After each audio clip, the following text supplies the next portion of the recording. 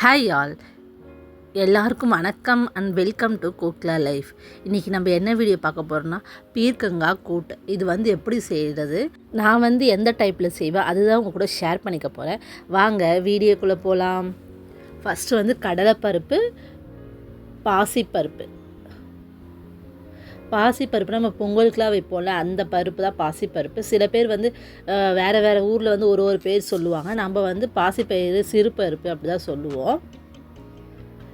அது ரெண்டுமே போட்டு நல்லா மிக்ஸ் பண்ணி நல்லா கழுவி எடுத்துக்கணும்.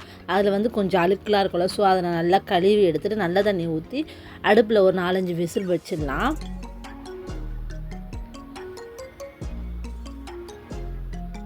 இந்த பருப்பு வேகும்போது நம்ம தக்காளி, வெங்காயம், பச்சை மிளகாய், கொஞ்சமாக மஞ்சத்தூள், கொஞ்சமாக மிளகாத்தூள் இது எல்லாம் போட்டு நல்லா கூடையே நம்ம பாயில் பண்ணி எடுத்துக்கலாம். ஏன்னா பீர்க்கங்காய் கொஞ்சம் சீக்கிரம் நம்மளுக்கு வெந்துடும்.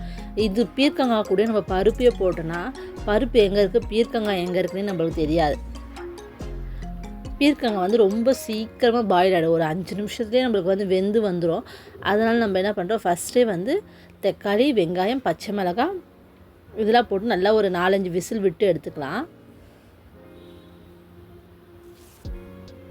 இன்றைக்கி நான் ஒரு 2 பெரிய வெங்காயம் போட்டிருக்கேன். அதுக்கப்புறம் ஒரு 4-5 பச்சை மிளகாய், ஒரு 2-3 தக்காளி இதுதான் நான் யூஸ் பண்ணியிருக்கேன். நம்ம எந்த ஒரு கூட்டு செஞ்சாலும் பச்சை மிளகாய் கொஞ்சம் அதிகமாக சேர்த்துக்கணும். மிளகாத்தூள், காரப்பொடியில் நம்ம சேர்க்கறதுக்கு பதில் பச்சை மிளகாய் ஒரு 4-5 சேர்த்துக்கிட்டோன்னா அந்த கூட்டுக்கு தேவையான காரம் அந்த பச்சை மிளகாயிலேருந்தே நம்மளுக்கு கிடைக்கும். மிளகாத்தூள் நம்ம எதுக்காக சேர்க்கணும், லைட்டாக ஜஸ்ட் ஒரு டேஸ்ட்டுக்காக தான் நம்ம மிளகாத்தூள் ஒரு 1/2 ஸ்பூன் மட்டும் நம்ம சேர்த்துக்கிறோம்.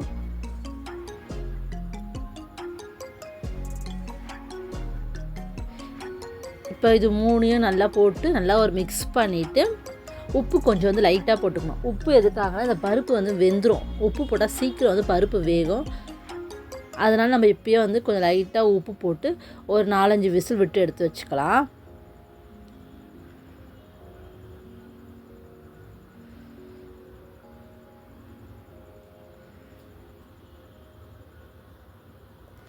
விசில் போட்டதுக்கப்புறம் நம்ம கையோடையே நம்ம பீர்க்கங்காய் நம்ம சீவி எடுத்துக்கலாம் அப்படின்னு சொல்லிட்டு அதான் ரெடி பண்ணிகிட்ருக்கேன். பீர்க்கங்காய் தோலில் தான் இன்றைக்கி நான் துவையல் அரைக்க போகிறேன். பீர்க்கங்காயோட துவையிலுமே நல்லா டேஸ்ட்டாக இருக்கும். அதோட டேஸ்ட்டே ஒரு டிஃப்ரெண்ட்டாக நல்லாயிருக்கும். நம்மளுக்கு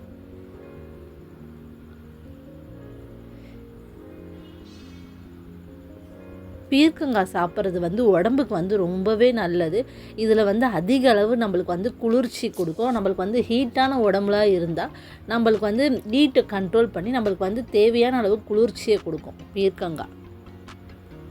கண் பார்வை மங்கலாக இருக்கவங்களாம் பீர்க்கங்காய் சாப்பிட்ற மூலயமா கண் பார்வை நல்லா தெளிவாகும்.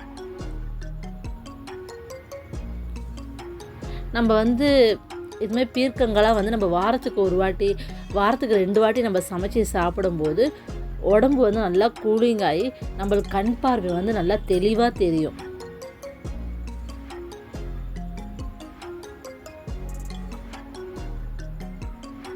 இது 1/4 கிலோவே ஒரு 20 ரூபா 30 ரூபா அந்த ரேட்டில் தான் விற்கிறாங்க. ஒரு 1/4 கிலோ வாங்கினா ஒரு 2-3 பேர் நல்லா தாராளமாகவே சாப்பிட்லாம். அந்த அளவுக்கு இருக்கும் பீர்க்கங்காய் 1/4 கிலோவுக்கு.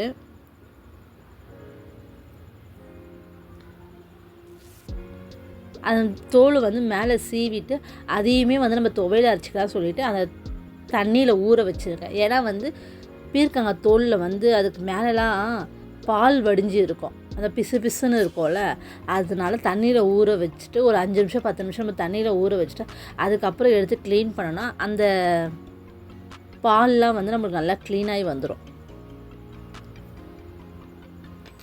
அதுக்காக தான் ஒரு 10 நிமிஷம் ஊற வச்சுருக்கேன் தோலையுமே.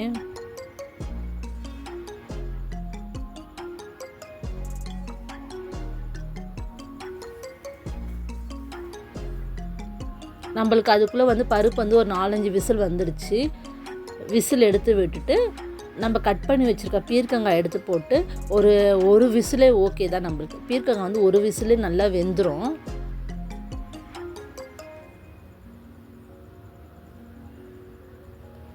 பருப்பு வந்து கொஞ்சம் கடைஞ்சி விட்டுக்கணும். ஏன்னா அங்கங்கே முழுசாக இருக்கும் 1 2 பருப்பு. இதுமாரி கடையும் போது அந்த பருப்புலாம் வந்து நம்மளுக்கு நல்லா மிக்ஸ் ஆகி நல்லா கடைஞ்சி வந்துடும்.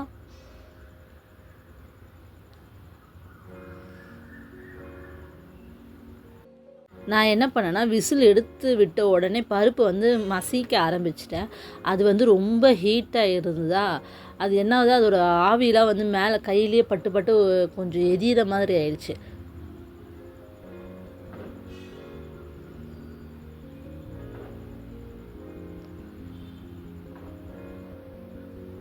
இப்போ பருப்பு எடுத்து வச்சுட்டு அந்த பருப்புலேயே வந்து கொஞ்சம் தண்ணி எக்ஸ்ட்ரா இருந்ததுன்னா அது வந்து நம்ம எடுத்து கீழே ஊற்றாமல் நம்ம எடுத்து ஓரமாக வச்சுக்கலாம். ஏன்னா நம்ம பீர்க்கங்காய் எடுத்து போட்டு நம்ம விசில் வைக்கும்போது கொஞ்சம் வந்து நம்ம லைட்டாக தண்ணி ஊற்றி தான் ஆகணும். தண்ணி ஊற்றாமையே இருக்கக்கூடாது. ஏன்னா வந்து பருப்பு வந்து கொஞ்சம் கம்மியாக இருந்து நம்ம பீர்க்கங்காய் போடும்போது அது வந்து கொஞ்சம் அடிப்பிடிக்கிற மாதிரி ஆகிடும். அதனால் நம்ம லைட்டாக தண்ணி ஊற்றுறதுக்காக நம்ம பருப்பு வேக வச்ச தண்ணியை நம்ம எடுத்து அதை எடுத்து நம்ம யூஸ் பண்ணிக்கலாம். பீர்க்கங்காய் எடுத்து போட்டு ஒரு 2 3 கலரிட்டு நம்ம வேக வச்சுருக்க தண்ணி இருக்குல்ல அது கொஞ்சமாக யூஸ் பண்ணிக்கலாம். இப்போ மிக்ஸ் பண்ணிவிட்டு ஒரு 2 பத்தை 3 பத்தை தேங்காய் வந்து நம்ம நல்லா மிக்சியில் வந்து பேஸ்ட்டுமே அரைச்சி கொண்டு வந்து இது கொதி வரும்ல அந்த டைமில் வந்து அந்த தேங்காய் பேஸ்ட்டையும் எடுத்து ஊற்றிட்டு ஒரு விசில் விட்டோன்னா நம்மளுக்கு வந்து கூட்டு வந்து ரெடி ஆகிடும். உப்புலாம் பார்த்துக்கோங்க. ஏன்னா பருப்பு வேக வைக்கும்போது கொஞ்சமாக லைட்டாக தானே உப்பு போட்டோம். அதுக்கப்புறம் இந்த பீர்க்கங்காய் போடும்போது கொஞ்சம் லைட்டாக உப்பு பார்த்துக்கிட்டு நம்ம அட்ஜஸ்ட் பண்ணிக்கலாம்.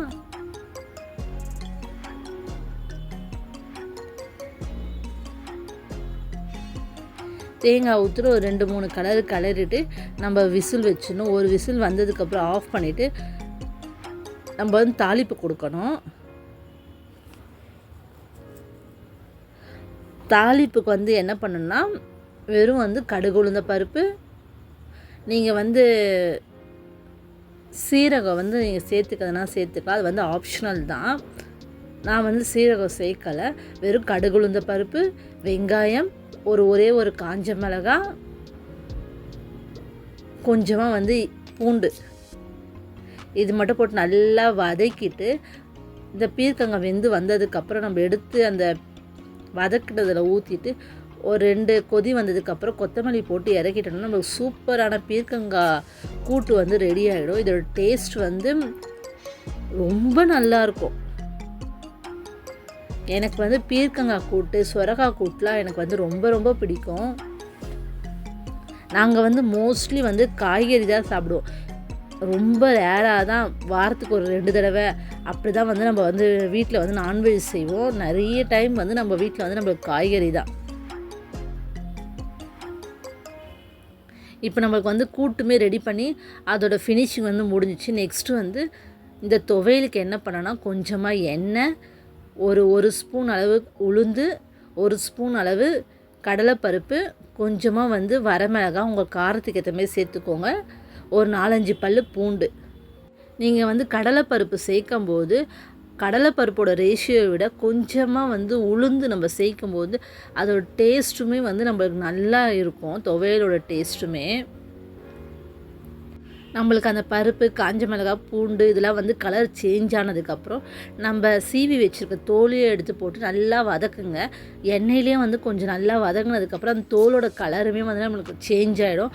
அந்த டைமில் வந்து லைட்டாக உப்பு, கொஞ்சமாக புளி இது சேர்த்து நல்லா வதக்கிட்டு லாஸ்ட்டாக நம்ம வந்து ஸ்டவ் ஆஃப் பண்ணுறதுக்கு முன்னாடி கொஞ்சமாக வந்து தேங்காய் மிக்ஸ் பண்ணிவிட்டு அந்த சூடுலேயே வந்து ஒரு 2 வதக்கிட்டு நம்ம ஆஃப் பண்ணிவிட்டு அது சூடு ஆறுனதுக்கப்புறம் நம்ம மிக்சியில் வந்து கொஞ்சம் நல்லா பேஸ்ட்டு மாதிரி, ரொம்ப பேஸ்ட்டாகவும் ஆகக்கூடாது, கொஞ்சம் குறன்னு இருக்கக்கூடாது, ஒரு நார்மலான பக்குவத்தில் வந்ததுக்கப்புறம் நம்ம ஆஃப் பண்ணிவிட்டு சர்வ் பண்ணால் சூப்பரான புடலங்காய் துவையலுமே நம்மளுக்கு வந்து கிடச்சிரும். இது வந்து டேஸ்ட் வந்து செம்மையாக இருக்கும். உண்மையாக சொல்லணுன்னா கூட்டுமே நல்லாயிருக்கும், அதோட துவையலுமே நம்மளுக்கு வந்து நல்ல ஒரு டேஸ்ட்டில் கிடைக்கும்.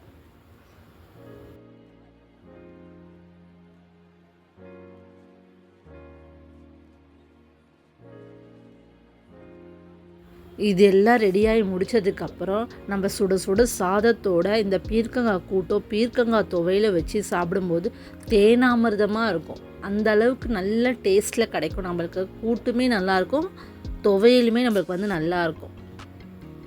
அண்ட் வந்து நீங்கள் உங்கள் வீட்டில் எப்படி செய்வீங்கன்னு சொல்லிவிட்டு நம்ம கமெண்ட்டில் சொல்லுங்கள். நெக்ஸ்ட் டைம் வந்து அது மாதிரி நான் ட்ரை பண்ணி பார்க்குறேன்.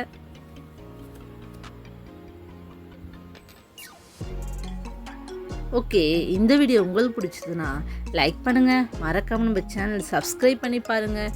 சப்ஸ்கிரைப் பண்ணி பார்க்குறவங்களுக்கு ரொம்ப பெரிய தேங்க்ஸ். சப்ஸ்கிரைப் பண்ணாதவங்க சப்ஸ்கிரைப் பண்ணிவிட்டு சப்போர்ட் பண்ணுங்கள். Okay, bye. தேங்க்யூ.